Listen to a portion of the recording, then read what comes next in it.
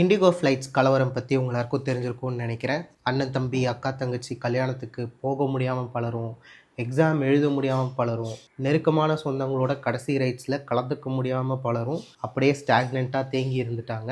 December 2லேருந்து December 5 வரைக்கும் கிட்டத்தட்ட 1000 indigo flights cancel ஆயிருக்கு. இண்டிகோட யூஎஸ்பியே ஆன் டைம் பர்ஃபார்மன்ஸ் தான் உங்கள் எல்லாருக்கும் தெரியும். அந்த யூஎஸ்பிக்கே களங்கம் விளைவிக்கும் வகையில் கிட்டத்தட்ட ஒரே நாளில் 600 கோடி ரீஃபண்டை ப்ராசஸ் பண்ணியிருக்காங்க. இந்த துயர நிலைக்கு என்ன ரீசன்? ஒரு பைலட் ஒரு வாரத்துக்கு அட்லீஸ்ட் 36 மணி நேரத்திலிருந்து 48 மணி நேரமாச்சு ரெஸ்ட் எடுத்துருக்கணும். அண்ட் ஒரு வாரத்துக்கு நைட் டைமில் 2 லேண்டிங் தான் பண்ணணும் அப்படின்னு கவர்மெண்ட் ரூல்ஸ் போட்டிருந்தாங்க. இந்த ரூல்ஸ் தான் இண்டிகோட பிராண்ட் இமேஜை கிளின்னு கிழிச்சு தொங்க விட்டுருச்சு. இண்டிகோ ஹைப்பர் எஃபிஷியண்ட்டாக இருப்பாங்க. இந்த எஃபிஷியன்சின்றதே ஒரு ட்ராப் கைஸ். அதாவது லீன் மேனேஜ்மெண்ட்னா என்னன்னு உங்களுக்கு தெரியும் இல்லையா? கம்மி ரிசோர்ஸ் வச்சு அதிக அவுட்புட் இல்லைனா அதிக ப்ராஃபிட் பார்க்குறது. 50 பேர் பார்க்குற வேலையை எப்படி 10 பேர்கிட்ட இருந்து வாங்கலாம் அப்படின்னு யோசிக்க வைக்கும் இந்த எஃபிஷியன்சி. இண்டிகோ எப்பயுமே எப்படி வேஸ்ட்டை குறைக்கலாம் அப்படின்னு பார்ப்பாங்க. இந்த இடத்துல வேஸ்ட்ன்றது லீன் ஆப்ரேஷன்ஸ். அதாவது எந்த ஒரு அசட்டும் மணியை ஜென்ரேட் பண்ணாமல் இருக்காது. சிவில் ஏவியேஷன் பொறுத்த வரைக்கும் ஒரு ஃப்ளைட் எவ்வளோ நேரம் கிரவுண்டில் இருக்கோ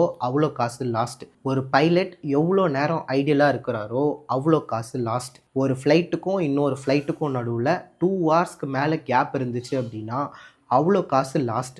ஏன்னா அந்த 2 ஹவர்ஸில் 1 லெக் ஃப்ளை பண்ணியிருக்கலாம். இண்டிகோ இந்த வேஸ்ட் மேனேஜ்மெண்ட்டை ரொம்ப சூப்பராக பண்ணுவாங்க. பிஸ்னஸில் ஸ்லாக்குன்னு இன்னொரு டேர்ம் இருக்குது. ஸ்லாக்னா ரிடண்டன்சி. அதாவது ஒரு 10 பைலட்டை எக்ஸ்ட்ராவாக வச்சுக்கிறது.